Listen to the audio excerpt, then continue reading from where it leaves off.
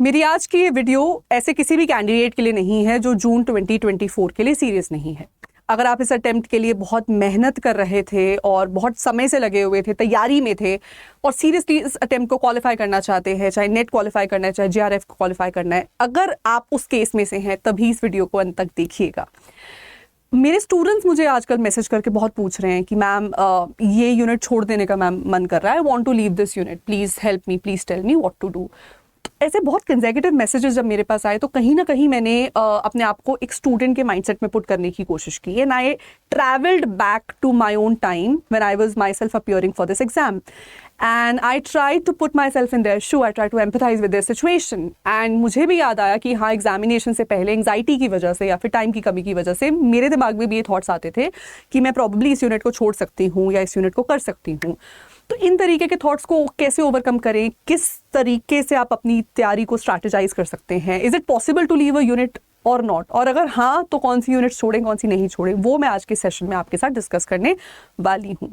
तो इस क्वेश्चन का आंसर जो है वो दो तरीके के कैंडिडेट्स के लिए होता है। मैं कुछ पोर्शंस छोड़ के गई थी अपने एग्जाम में, लेकिन वो मैं तभी कर पाई थी because I was confident in my self कि जितने पोर्शन मैं करके जाऊंगी उसको बहुत अच्छे से करके जाऊंगी। ये कॉन्फिडेंस किसी भी तरीके का ओवर कॉन्फिडेंस नहीं था। मैं इंग्लिश लिटरेचर बैकग्राउंड से ही थी।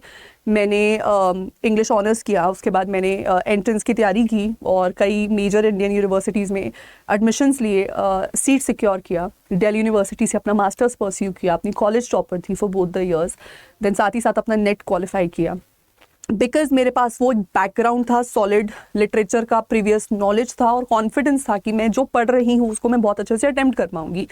मैं प्रीवियस के क्वेश्चंस सॉल्व करती थी और कहीं ना कहीं उसने मुझे काफ़ी कॉन्फिडेंस दिया था। तो एग्ज़ाम पैटर्न को समझते हुए मैंने एक बहुत ही सेफ बेट खेला और मैंने कुछ पोर्शंस अपने एग्जामिनेशन में छोड़ दिए थे।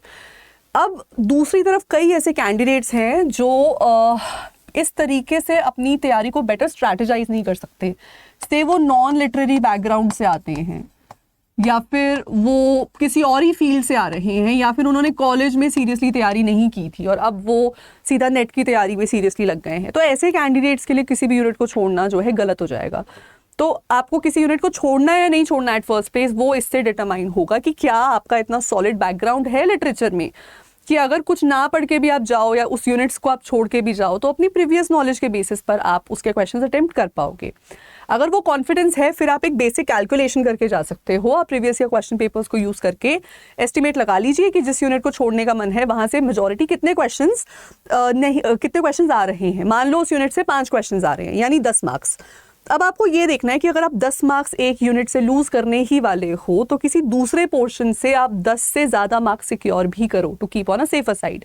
जैसे कि मान लीजिए लिंग्विस्टिक्स का मैं पूरा यूनिट छोड़ के गई थी बिकॉज मुझे वो समझ नहीं आया, लेकिन मेरा लिटरेरी थियोरी और लिटरेरी क्रिटिसिज्म इतना स्ट्रॉन्ग था कि मुझे पता था कंसेप्चुअली मैं इतनी क्लियर थी उनमें कि थियोरी क्रिटिसिज्म से जो भी क्वेश्चन आएंगे मैं उनको 100 on 100 सॉल्व करके आ सकती हूँ। पेपर 1 की बात करूँ तो मेरा मैथ्स DI काफ़ी वीक था, बट मुझे पता था कि मैं लॉजिक में या फिर मैं रीडिंग कॉम्प्रीहेंशन में 5 on 5 10 on 10 स्कोर कर सकती हूँ। तो ये कॉन्फिडेंस जो है मैंने इसको बहुत ही ब्रिलियंटली मैथमेटिकली बैलेंस किया। वो एक मैं स्ट्रैटेजी प्रिपेयर करके गई थी ऑन पेपर एंड देन मुझे कॉन्फिडेंस आया कि मैंने कुछ यूनिट्स को छोड़ दिया। अगर आप दूसरी कैटेगरी के हो, आप वो वाले कैंडिडेट हो जो से इससे पहले सीरियसली पढ़ाई नहीं कर रहे थे, आप पहली बार कर रहे हो या फिर लिटरेरी बैकग्राउंड से नहीं हो या फिर हो तो सीरियसली अब तक पढ़ा नहीं था, अगर ऐसा कुछ आपका बैकग्राउंड नहीं है, ऐसा कोई प्रायर नॉलेज आपके पास नहीं है, तो मैं आपको यही सजेस्ट करना चाहूँगी कुछ छोड़ के मत जाइए। बिकॉज इस बार देखिए चेंजेस भी काफ़ी बड़े आ रहे हैं हमारे एग्जामिनेशन में। एग्ज़ाम 5 साल बाद ऑफलाइन मोड में हो रहा है और पिछले 1 साल में जो 3 साइकिल्स कंडक्ट हुए हैं 2023 में, उसमें क्वेश्चंस के नेचर में मैंने काफ़ी चेंज देखा है। मैच द कॉलम से बहुत क्वेश्चंस आ रहे हैं, क्रोनोलॉजी से बहुत क्वेश्चंस आ रहे हैं। अगर मैं लिटरेरी पोर्शन की बात करूँ तो दलित लिटरेचर से, पार्टीशन लिटरेचर से काफ़ी क्वेश्चंस आ रहे हैं। इंडियन लिटरेचर से क्वेश्चंस काफ़ी कम आते थे पहले, अब धीरे धीरे करके वो बढ़ने लगे हैं। अभी भी वो ऐसा नहीं है कि डोमिनेट कर रहे हैं हमारे क्वेश्चन पेपर को, पर उनका नंबर बढ़ने लगा है। तो अब पता नहीं ना इस बार किस पोर्शन से डोमिनेटिंग क्वेश्चंस आ जाएं, ये प्रेडिक्शन करना किसी के लिए भी पॉसिबल नहीं है। तो कुछ ऐसा ना हो जाए आपके साथ कि आप एक यूनिट छोड़ गए ये सोच के कि वो माइनर यूनिट है और एग्जामिनेशन में आपको उसके 15 क्वेश्चंस दिख गए, 20 क्वेश्चंस दिख गए। इतने बड़े लैक को आप एनीवे कवर नहीं कर पाओगे। तो ऐसे कैंडिडेट्स को मैं सजेस्ट करूंगी कि रिस्क मत लीजिए। अगर चीज़ें डीप में नहीं पढ़ पा रहे हो तो सुपरफिशियल लेवल पे पढ़ लो। मान लीजिए बहुत स्टूडेंट्स का इंडियन लिटरेचर वीक होता है, इंडियन लिटरेचर को फिर आप क्या कर सकते हो कि आप सुपरफिशियली राइटर्स के वर्क्स, उनकी बेसिक क्रोनोलॉजी, मेन वर्क्स के मेन कैरेक्टर्स, इतना भी अगर आप कर लेंगे तो आप काफ़ी सेफ जोन में चले जाएंगे। अगर आपका मैथ्स वीक है फॉर एग्जांपल, तो बहुत डिफिकल्ट लेवल के मैथ्स को मत ट्राई करिए, उन पोर्शन से क्वेश्चंस को प्रैक्टिस करिए जिनमें आप सिक्योर कर पा रहे हैं अपने मार्क्स को, और उन पे बार बार प्रैक्टिस करो, अच्छे से प्रैक्टिस करो। किसी और ऐसे यूनिट में अपनी मास्टरी बना लो जहाँ पर आप अपने मार्क्स को ओवर कॉम्पनसेट कर पाएंगे। तो ये स्ट्रैटेजी आपको यहाँ पर रखनी है, ठीक है। अब ये वाले स्टूडेंट्स को तो हटा देते हैं, क्योंकि आपको मैंने बता दिया कि कुछ छोड़ने की ज़रूरत नहीं है, सब करके जाना है। और स्पेशली पेपर 1 में, पेपर 2 तो फिर भी चलो वास्ट है, पेपर 1 का लिमिटेड सिलेबस है, वेल डिफाइंड है, कंसोलिडेटेड सिलेबस है, कंसेप्चुअली क्वेश्चंस वहाँ से पूछ रहे हैं, कंसेप्चुअली वो क्वेश्चंस रिपीट भी होते हैं। तो पेपर 1 तो बिल्कुल भी नहीं छोड़ के जाना, बिकॉज वो बहुत ही स्कोरिंग है। अब एक बार सिर्फ इन कैंडिडेट्स की बात कर लेते हैं कि अगर आपका बैकग्राउंड है, आप अपने किसी टॉपिक में सॉलिड हैं, आपके नियर टू क्वालिफाइंग मार्क्स बन रहे हैं, आप कट ऑफ के अराउंड टेस्ट सीरीज में, मॉक्स में या PYQs को जब सॉल्व करते हो तो करंट कट ऑफ्स के अराउंड अगर आप स्कोर कर रहे हो और अब आपको छोड़ के जाना चाहते हो, तो आप किस पोर्शन को कैसे छोड़ सकते हो, वो थोड़ा सा हम यहाँ पर डिस्कस कर लेते हैं। पेपर 1 की अगर मैं बात करूँ तो पेपर 1 के लिए तो मैं आप सभी को यही रेकमेंड करना चाहूँगी कि डोंट लीव एनीथिंग, ठीक है। बहुत ही सीधी सीधी बात है। उसका रीज़न मैं आपको समझा देती हूँ। रीज़न ये है कि जितना हमारे दिमाग में पेपर 1 लोग अक्सर, जैसे इंग्लिश के स्टूडेंट्स मेजॉरिटी मैथ्स DI से डरते हैं, उसी वजह से वो उन पोर्शंस को छोड़ के जाते हैं। मैं आपको ये कहना चाहती हूँ कि UGC नेट में जिस तरीके का मैथ्स, DI तो खैर डिफिकल्ट आ ही रहा है, उसको मैं डिनाई नहीं करती, बट मैथ और लॉजिकल रीजनिंग जिस लेवल का आ रहा है वो दूसरे एग्जामिनेशंस के कंपैरिजन में काफ़ी ईजी है, काफ़ी बेसिक है, जेनेरिक है। और अगर आपने 20 दिन भी उसकी बेहतरीन तरीके से प्रैक्टिस कर ली तो पक्का आप उसमें अच्छे मार्क्स स्कोर कर लोगे। वो जो डर है ना आपके मन में मैथ्स का, वो एग्जाम से पहले का डर है। एक बार आप उसके क्वेश्चन सॉल्व करने शुरू करेंगे तो आप ऑटोमेटिकली धीरे धीरे उसमें कंफर्टेबल होते जाएंगे। तो वो डर को भगाना आप ही का काम है। अगर आप वो खुद के लिए नहीं करेंगे तो वो आपके लिए कोई नहीं कर सकता, ठीक है। और ये बात ध्यान रख लीजिए कि ये मैथ्स, DI, लॉजिक, ये बहुत बड़ी बड़ी यूनिट्स हैं। 15 क्वेश्चंस, 30 मार्क्स की बात हो रही है। 30 marks is not a joke. ये 30 मार्क्स अगर आपके पास नहीं है then you won't be able to qualify your exam anyhow. So exam qualify करना है, और स्पेशली अगर GRF टारगेट कर रहे हैं तो पेपर 1 से कुछ मत छोड़िए। 2023 में हर यूनिट से 5 क्वेश्चंस भी नहीं बने थे। कई ऐसी यूनिट्स थी जहाँ से 0 क्वेश्चंस बने थे, कुछ ऐसी यूनिट्स थे जहाँ से 7 क्वेश्चंस भी बने थे। तो अगर 2024 जून में भी हर यूनिट से हेट्रोजीनियस नंबर ऑफ क्वेश्चंस बनने वाले हैं, देन यू नेवर नो कि जो यूनिट आपने छोड़ दिया या नहीं करके गए उसमें 10 से 12 से ज़्यादा क्वेश्चंस आ गए, then again you lose a lot of marks there. So I would suggest कि अनसर्टनिटी को देखते हुए पेपर 1 का कुछ मत छोड़ के जाइए। ये जेन्युइनली बहुत ही स्कोरिंग पोर्शन है। जेन्युइनली इसका जो मैथ और लॉजिकल रीजनिंग है वो दूसरे एग्जामिनेशंस के कंपैरिजन में काफ़ी जेनेरिक है। एक अच्छा टीचर पकड़िए यूट्यूब पे। हमारे ही चैनल पे 2 टीचर्स हैं जो मैथ्स और DI ले रहे हैं। आप दोनों की क्लासेस देखिए, दोनों से अलग अलग सजेशंस बोरो करिए और उस हिसाब से आप अपनी तैयारी करिए, ठीक है। ये तो पेपर 1 का सजेशन हो गया। अब बात कर लेते हैं पेपर 2 की। पेपर 2 हमारा इंग्लिश, इसमें आप क्या छोड़ सकते हैं, क्या नहीं छोड़ सकते। तो एक कॉमन बिलीफ ये कहता है, नॉर्मली कोई भी टीचर आपको यही सजेस्ट करेगा कि जो बहुत बड़ी यूनिट्स हैं बेटा उनको मत छोड़ के जाओ, बिकॉज वहाँ से बहुत ज़्यादा क्वेश्चंस बनते हैं। जो छोटी यूनिट्स हैं उनको छोड़ना है तो छोड़ दो, जहाँ से 1-2 क्वेश्चंस बनेंगे। जैसे कुछ लोग सजेस्ट करते हैं कि इंग्लिश इन इंडिया छोड़ दो, कुछ लोग सजेस्ट करते हैं कि लिंग्विस्टिक्स से 4-5 क्वेश्चंस बनेंगे, छोड़ दो। मैं आपको ऐसा सजेस्ट नहीं करूँगी। मैं आपको ये सजेस्ट करूँगी कि अगर स्ट्रैटेजी बनानी है उसको ROI के बेसिस पर बनाओ। ROI क्या होता है? रिटर्न ऑन इन्वेस्टमेंट, ठीक है। इसको समझाने के लिए मैं थोड़ा सा बेसिक मैथ अब यहाँ पर यूज़ करना चाहूँगी। मेरा भी वीक है बट मैं समझाने की कोशिश करूँगी। मैं आपको बताऊँ, मैंने एक इन्वेस्टमेंट की थी और उसमें मुझे 100 रुपये का रिटर्न आया। दूसरी तरफ मैंने एक इन्वेस्टमेंट की थी, उसमें मुझे 1000 रुपये का रिटर्न आया, ठीक है। तो आपसे पूछूंगी बताओ बेटर इन्वेस्टमेंट कौन सी रही होगी, तो आप बोलोगे obviously ma'am investment B better रही होगी। इसको A बुला लेते हैं, इसको B बुला लेते हैं कि obviously ma'am investment B better रही होगी बिकॉज आपको रिटर्न यहाँ पर हैवियर आया है। अब मैं आपको बताऊंगी कि मान लो मैंने ओरिजिनली यहाँ पर इस A वाली जो मेरी इन्वेस्टमेंट है इसमें मैंने 30 रुपीज़ लगाए थे और 30 रुपीज़ लगा के मुझे रिटर्न में 100 रुपीज़ आए। मैंने 70 रुपीज़ का प्रॉफिट यहाँ पे बिल्ड किया है, ठीक है। ऑन द अदर हैंड मेरी B इन्वेस्टमेंट में मैंने 9,900 एंड सॉरी 999 की मैंने जो है इन्वेस्टमेंट यहाँ लगाई थी और रिटर्न में मुझे 1000 रुपये वापस मिल गए हैं। तो मैंने यहाँ पर जो है 1 रुपये का गेन किया है। अब मैं आपसे पूछूंगी कि बताओ मेरी बेटर इन्वेस्टमेंट कौन सी थी, ये वाली थी या ये वाली थी? ऑब्वियसली आप क्या बोलोगे, मैम इन्वेस्टमेंट ए बेटर रही। क्यों? क्योंकि यहाँ पे परसेंटेज बेटर है, रिटर्न ऑन इन्वेस्टमेंट यहाँ पर आपका बेहतर रहा, राइट। आपने 30 रुपये लगा के 70 रुपये गेन किए, यहाँ पर आपने सिर्फ 1 रुपया गेन किया। इसको कहते हैं रिटर्न ऑन इन्वेस्टमेंट। तो वो यूनिट्स जो छोटी हैं और उनमें से कम क्वेश्चंस आ रहे हैं, उसका सिलेबस भी लिमिटेड है, उसमें टॉपिक्स भी लिमिटेड है, वेल डिफाइंड टॉपिक है, वहीं से क्वेश्चंस आएंगे, क्वेश्चंस रिपीट भी होते हैं कई दफ़ा। अगर आप उसको एक दिन लगा के भी कवर कर लेंगे तो आप वो 2 से 3 मार्क्स सिक्योर कर लेंगे। अगर आप किसी जगह पे माइनस ही होने वाले हो तो उन जगह प्लस होने का भी साथ साथ सोचिए जहां पर मार्क्स सिक्योर करना ईजी है। That is my point.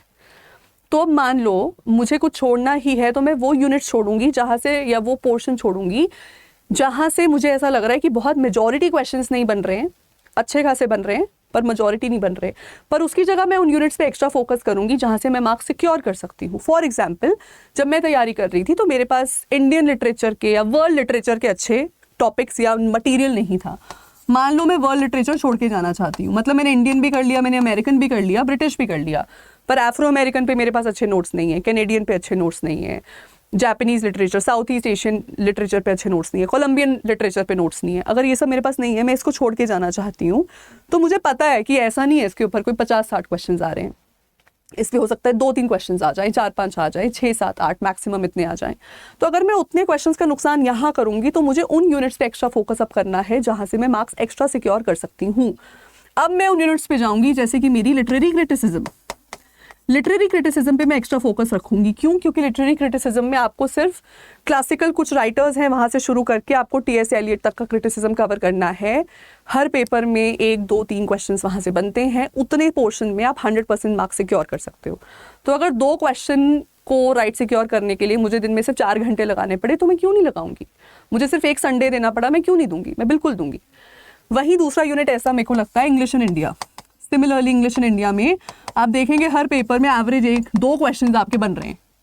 English in India को कवर करने के लिए भी कोई 3-4 दिन लगाने की ज़रूरत नहीं है, ये भी एक दिन का टॉपिक है। मैं एक ही दिन में इसके क्वेश्चन, मैं इसका सिलेबस भी कवर कर सकती हूँ, मैं इसके PYQs भी सॉल्व कर सकती हूँ, इसके सैम्पल क्वेश्चन भी सॉल्व कर सकती हूँ। I can be done with it in a single day. से मैंने पूरा संडे उठा लिया। तो ये भी वो पोर्शन है जहाँ पर मैं 2-1-3 क्वेश्चन के प्लस में चली जाऊँगी। इसको भी मैं ज़रूर करूँगी, ऐसी यूनिट्स को भी मैं छोड़ना नहीं चाहूँगी। फिर हम आ जाते हैं यूनिट्स लाइक लिंग्विस्टिक्स पे। अगेन लिंग्विस्टिक्स मैं एज मैटर ऑफ फैक्ट अपने एग्जाम के टाइम में छोड़ के गई थी, बिकॉज तब मुझे समझ नहीं आता था ये, और आते थे इसमें से हर शिफ्ट में आप देखेंगे 4-5-6 क्वेश्चन इसमें से बनते हैं। लेकिन आज ये कॉन्सेप्ट मुझे उतने ही बेहतरीन तरीके से आता भी है और मैं अपने स्टूडेंट्स को पढ़ाती भी हूँ। ये भी वो पोर्शन है जिसको अगर आपने कर लिया तो आप वो 4-5-6 मार्क्स यानी 4-5-6 क्वेश्चन यानी कि 8-10-12 मार्क्स के प्लस में चले जाओगे। ये वो सब यूनिट्स हैं जिनमें ROI रेट बहुत हाई है, ठीक है। इसलिए मैं इन यूनिट्स को तो किसी भी हालत में छोड़ने का नहीं सोचूंगी, इनको तो मैं पक्का ही करके जाऊंगी, ठीक है। अब छोड़ने का देख लेते हैं किसको आप छोड़ना चाहेंगे। तो ब्रिटिश लिटरेचर है, मान लीजिए ब्रिटिश लिटरेचर में क्या है प्रॉब्लम, वहाँ पर ये रहती है ब्रिटिश लिटरेचर वास्ट बहुत है। जितना वो अनसर्टन है, जितना वो एम्बिगुअस है, उतना ही वो वास्ट है। और आप मानो या ना मानो, आज भी आपका जो मेजॉरिटी क्वेश्चंस का नेचर है वो ब्रिटिश लिटरेचर डोमिनेंट है। थियरीज भी ब्रिटिश डोमिनेंट हैं, क्रिटिसिज्म भी ब्रिटिश डोमिनेंट है, लिटरेचर भी ब्रिटिश डोमिनेंट ही है। इसी रीज़न की वजह से ब्रिटिश लिटरेचर में नहीं छोड़ के जा सकती। क्यों? क्योंकि अगर उसमें से क्वेश्चंस का नेचर एम्बिगुअस है तो क्वेश्चंस का नंबर भी तो ज़्यादा है। मतलब अगर मेरे पास उसके सोर्सेज हैं और मैं उसको बार बार अच्छे से कर रही हूँ तो मैं एक साथ 15-20-25 क्वेश्चंस के बेनिफिट में चली जाऊँगी। तो मैं क्यों नहीं करूँगी इस यूनिट को? मैं इसको करूँगी। मुझे अगर इसमें 10-15-20 दिन लगेंगे, मैं ज़रूर इस पोर्शन को कवर करके जाऊँगी। ऐसे में मैं अगर किसी चीज़ को छोड़ना चाहती हूँ तो वो होंगी something like Indian literature, something like world literature. अब मैं ये नहीं कह रही हूँ ये यूनिट्स रेलिवेंट नहीं है, मैं आपको ये कह रही हूँ कि मैं एक आपको पूरा मैथ्स करके दिखा रही हूँ। इन यूनिट्स को इसलिए नहीं छोड़ सकते बिकॉज इसमें मार्क्स ईजिली सिक्योर किए जा सकते हैं। इसमें मार्क्स सिक्योर करना डिफिकल्ट है। ब्रिटिश लिटरेचर काफ़ी वास्ट है, मैं एग्री करती हूँ इस बात पे, लेकिन इसमें से आज भी मेजॉरिटी क्वेश्चंस बन रहे हैं। मेजॉरिटी क्वेश्चंस की वजह से मैं इसको भी नहीं छोड़ के जा सकती। अब मुझे वो यूनिट ढूंढनी पड़ेगी जो कि अपनी नेचर में एम्बिगुअस भी है, मतलब कहीं से भी क्वेश्चंस आ रहे हैं पता नहीं, और साथ ही साथ उनका ROI रेट भी लो है। तो अगर पूरा इंडियन लिटरेचर पढ़ने के बाद भी मैं 10 में से 4-5 क्वेश्चंस ही आंसर कर पा रही हूँ, तो मेरे लिए वो एक ऐसा यूनिट है जिसको मैं छोड़ सकती हूँ। पूरा वर्ल्ड लिटरेचर पढ़ने के बाद भी उसमें से 4-5 क्वेश्चंस ही आए और उसमें से मैं 1-2 ही आंसर कर पा रही हूँ, तो मैं उसको छोड़ दूंगी। तो मेरे हिसाब से आप इस तरीके से, ये मेरा एग्जाम्पल है जो मैं अपने लिए सेट कर रही हूँ। अब आपने अपने लिए देखना है, ठीक है, इन फैक्टर्स को थोड़ा सा फैक्टराइज कर लीजिए अपनी तैयारी में, ठीक है। Now this is my solution that I give to you. एक बार आराम से बैठ के ये देखो सबसे पहले तो कि किस यूनिट से या किस एरिया से क्वेश्चंस का नंबर ज्यादा या कम है, ठीक है, कि कहाँ से किस यूनिट से 10 क्वेश्चंस आ रहे हैं, किससे 30 क्वेश्चंस आ रहे हैं, किससे 5 क्वेश्चंस आ रहे हैं, ये सारा क्लैरिफाई कर लो। उसके बाद आप ये देखेंगे कि रिटर्न ऑन इन्वेस्टमेंट किस यूनिट से हाई है, किस यूनिट का लो है, कि कहीं 10 दिन पढ़ के 2 ही क्वेश्चंस बन रहे हैं वहां से, किसी यूनिट में 1 दिन पढ़ के वहां से 4 क्वेश्चंस बन रहे हैं, तो ROI किसका कम और ज्यादा है ये भी आपको देखना है। फिर आप थोड़ा सा ये भी एक देखना जरूर कि मटेरियल अवेलेबिलिटी आपके पास किसकी बेटर है। अगर आपके पास किसी भी यूनिट के रिलायबल सोर्सेज हैं तो उसको छोड़ के मत जाइएगा, उसको करके ही जाइए, क्योंकि मोर और लेस उन मटेरियल से कुछ ना कुछ आपको मदद मिलेगी, कुछ ना कुछ हेल्प मिलेगी। ऑन दी अदर हैंड कुछ ऐसा आपके पास यूनिट है, कोई ऐसा पोर्शन है जहाँ से आप उसका आपके पास रिलायबल सोर्स ही नहीं है, रिलायबल मटेरियल ही नहीं है, उसको आप थोड़ा साइड करके जा सकते हो। उन पोर्शंस पे रिलाई करो जहाँ पर आप मार्क्स उठा के रखोगे। और अगर आप पेपर 2 इंग्लिश में कुछ छोड़ के ही जा रहे हो तो फिर से ध्यान रख लो, पेपर 1 में कुछ नहीं छोड़ के जाओगे। पेपर 1 आप कंप्लीट करके जाएंगे। क्यों? क्योंकि सीधी बात है, इसमें थोड़ा नंबर भी प्रिडिक्टेबल है, इसमें कॉन्सेप्ट्स भी रिपीट होते हैं, इसका ROI सभी यूनिट्स का अच्छा खासा है, इसमें मटेरियल भी बहुत है दुनिया जहान पे, यूट्यूब पे फ्री मटेरियल है पेपर 1 का, तो इसलिए पेपर 1 को आप नहीं छोड़ के जा सकते, ठीक है। तो ये है मेरा प्रैक्टिकल एडवाइस मेरे सभी स्टूडेंट्स के लिए जो इंग्लिश पेपर 2 से तैयारी कर रहे हैं और मुझसे ये पूछते हैं कि मैम क्या करके जाएं, क्या छोड़ के जाएं। ये है मेरा एडवाइस। ऐसी और एडवाइसेस के लिए सब्सक्राइब करके रखिए हमारे official YouTube channel UGC net अड्डा 24/7 को, और रोज़ दोपहर को 3 बजे मेरी क्लासेस में जुड़ जाइए इंग्लिश लिटरेचर की तैयारी करने के लिए। Thank you so much.